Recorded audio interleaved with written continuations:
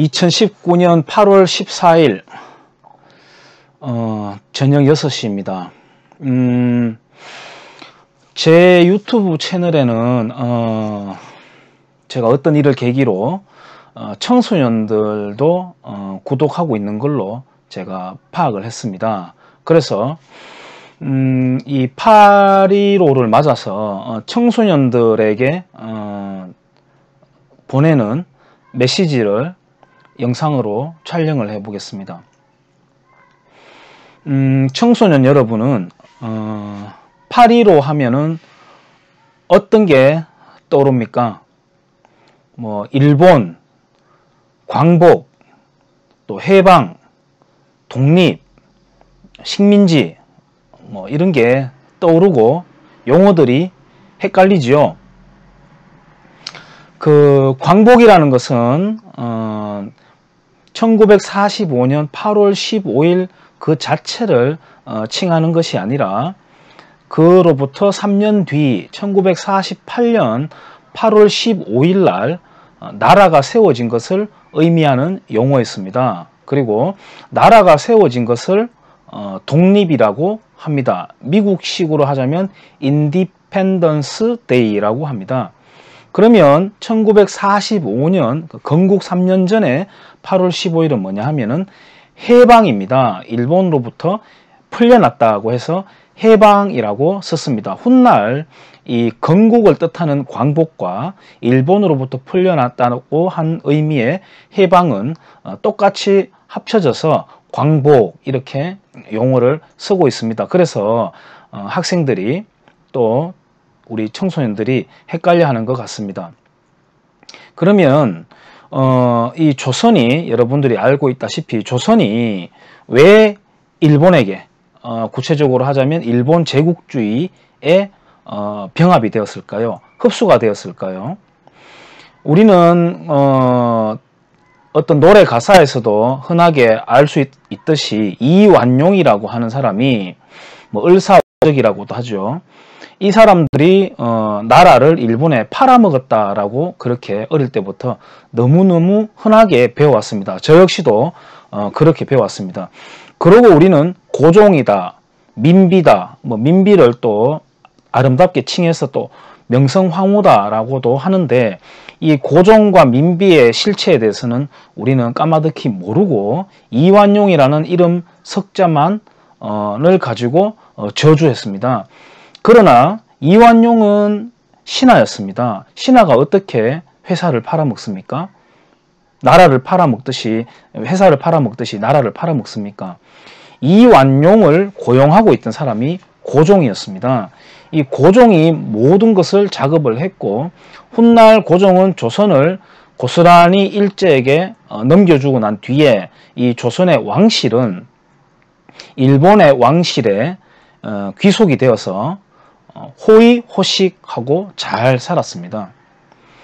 여러분들이 알고 있는 독립문이라는 것은 일본으로부터의 독립을 말하는 게 아니라 수천 년 찌들어온 지긋지긋하게 종속되어 온 중국으로부터의 독립을 의미합니다. 그리고 그 독립문에 새겨진 독립문이라고 하는 글자는 바로 여러분들이 알고 있는 이완용이 쓴 글자입니다. 충격적인가요? 그 독립문 앞에 허물어져 있는 문이 있었는데 그게 바로 영은문이라고 합니다. 중국의 사신을 영광스럽게 의전을 모신다라는 의미에서 영은문이라고 썼습니다.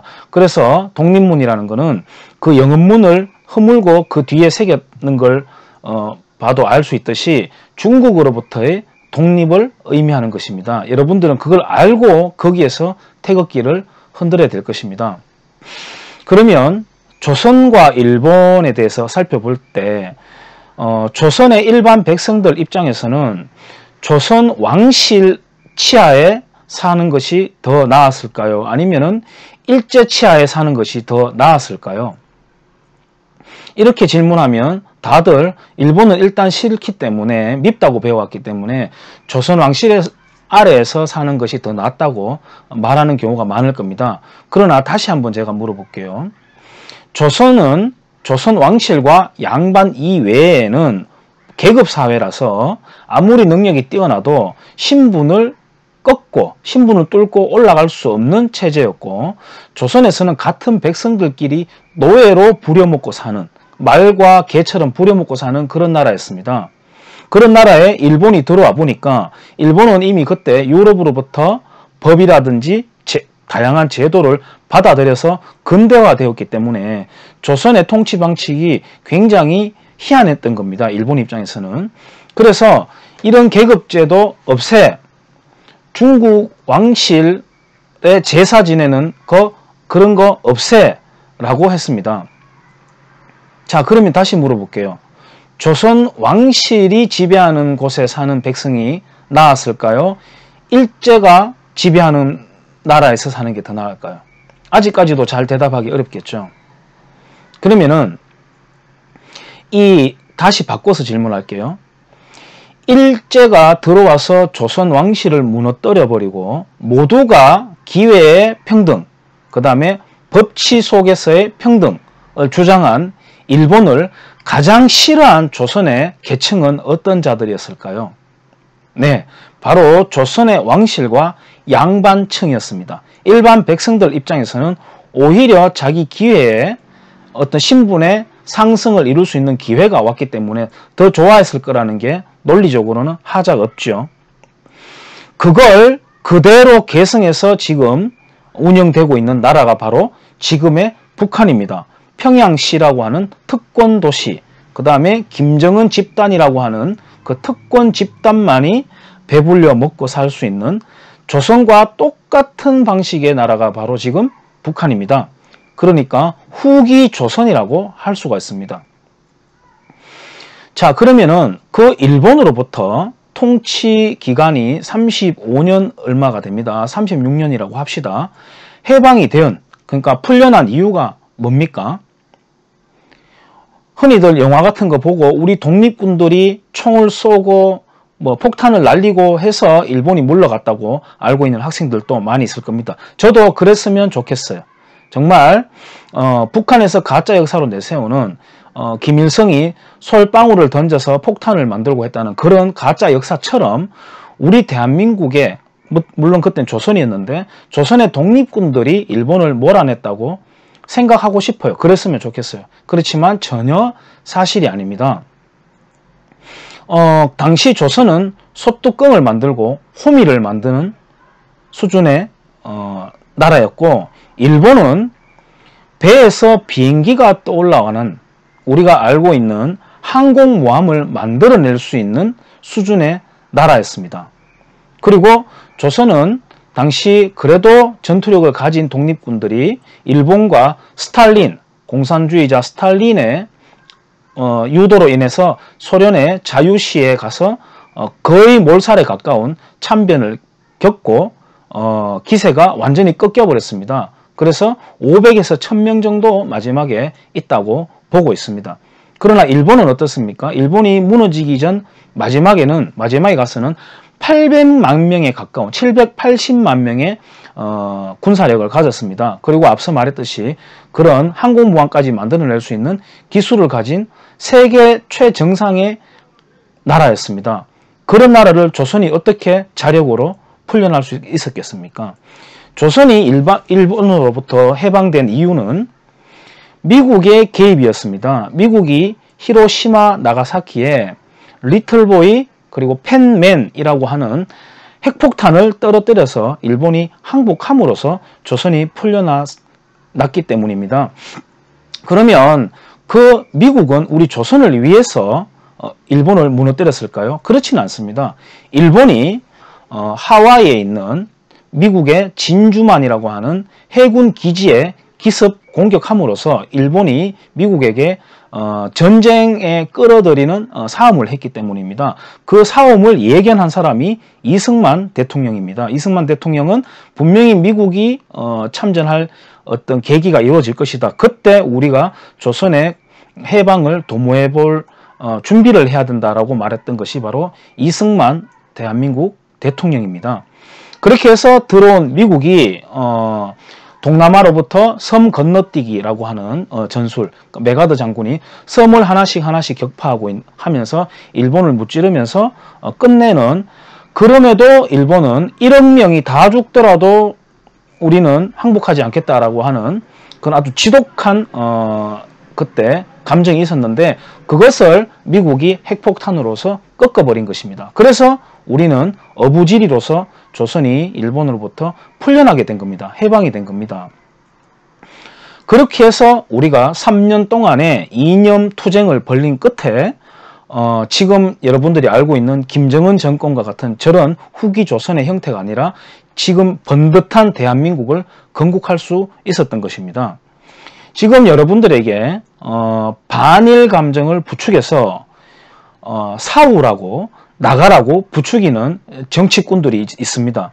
그 정치꾼들은 과거 동학농민군이 우금치 전투라고 합니다. 우금치에서 일본의 아주 당시로서는 첨단 무기를 갖춘 일본군에게 대항해서 싸운 전투였는데, 물론 다시 말하지만 저도 이겼으면 좋겠어요. 하지만 동학농민군은 전술에서라든지 무기 체계에서라든지 모든 게 열악했습니다.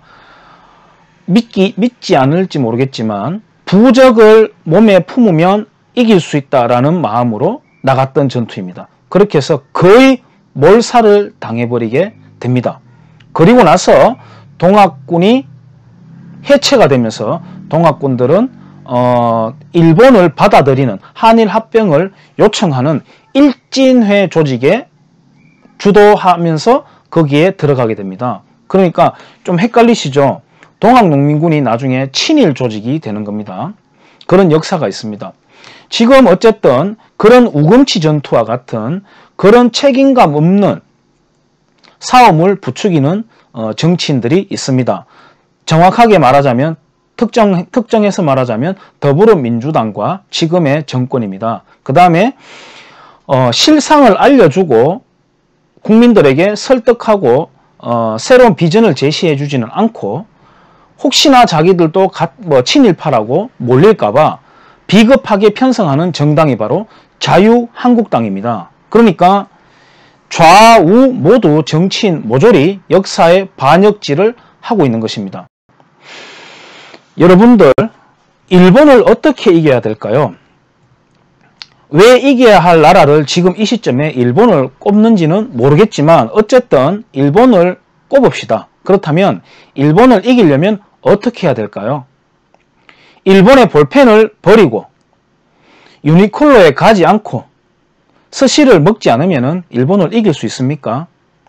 근데 게다가 그거 파는 사람들은, 사장님들은, 종업원들은 다 한국 사람들이죠. 제 이웃에도 스시 가게를 하는 사장님이 있습니다. 한국인이죠.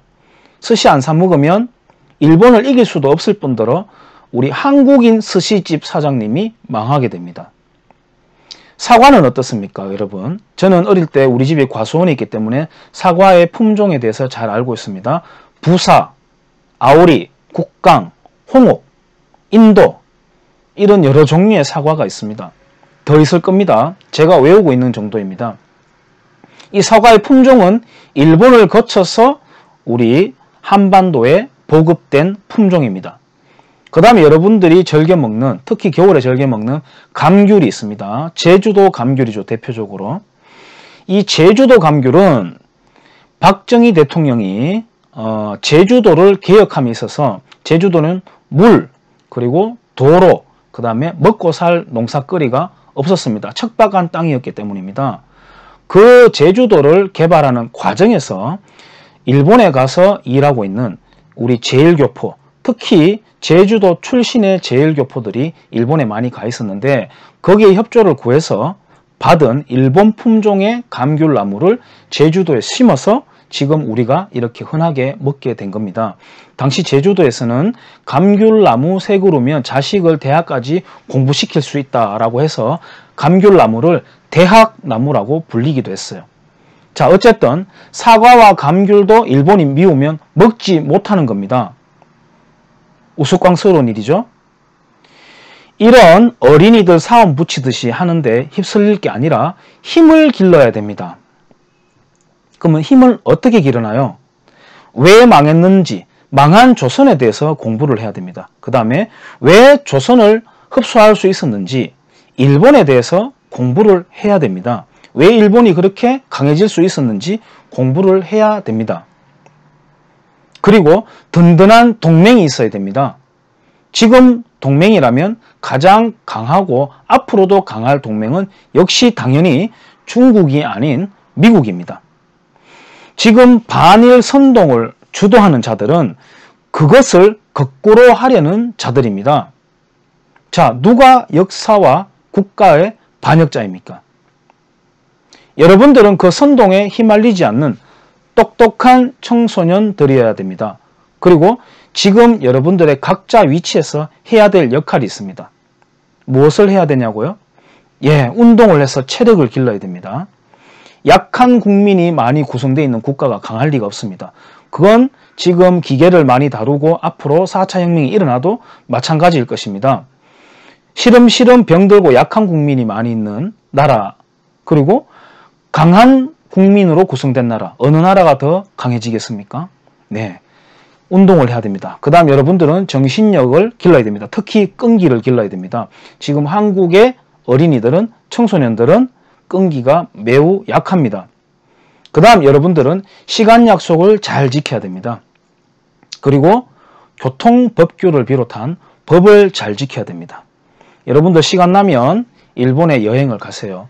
가서 일본의 국민들 그리고 청소년들이 보이고 있는 그런 준법 정신, 그 다음에 똑똑한 게 아니라 깨끗한 길거리, 그런 것들을 보면서 여러분들이 시민적인 아주 우수한 시민적인 교양을 기르려고 노력을 해야 됩니다. 아마 지금 여러분들 다니고 있는 학교에는 정교조 교사들도 많이 있을 겁니다. 정교조 교사들은 분명히 지금 제가 말하고 있는 것과는 거의 정반대로 말할 확률이 높습니다. 그럴 때 여러분들 이렇게 말하세요. 선생님, 왜 자꾸 쓸데없는 싸움을 하라고 부추기세요? 우리는 힘을 길러야지 일본을 이길 수 있지 않나요? 우리가 축구 경기를 하는데 상대 축구팀을 미워하고 저주한다고 해서 이길 수 있는 게 아니라 훈련하고 기술 연습을 하고 그렇게 밥을 먹고 영양을 섭취하고 그렇게 해야 이길 수 있는 거 아닌가요? 라고 그런 어른들이나 선생님들께 여러분들이 대답을 해주세요. 여러분들은 앞으로 역사의 주인공이 되어야 됩니다. 여러분들이 주인공이 될 우리 대한민국은 공산주의 또는 전체주의 세력과 편성한 나라가 아니라 자유주의, 해양국가를 지향하는 그런 국가여야 됩니다. 그리고 여러분들, 그리고 여러분 다음 세대까지도 승승장구하는 대한민국을 여러분들이 만들어야 됩니다. 오늘 8월 14일인데 내일 8.15를 맞아서 혹시 제 유튜브를 구독하고 있는 청소년들, 그리고 이 영상을 보게 될 청소년들을 위해서 촬영을 해봤습니다. 고맙습니다.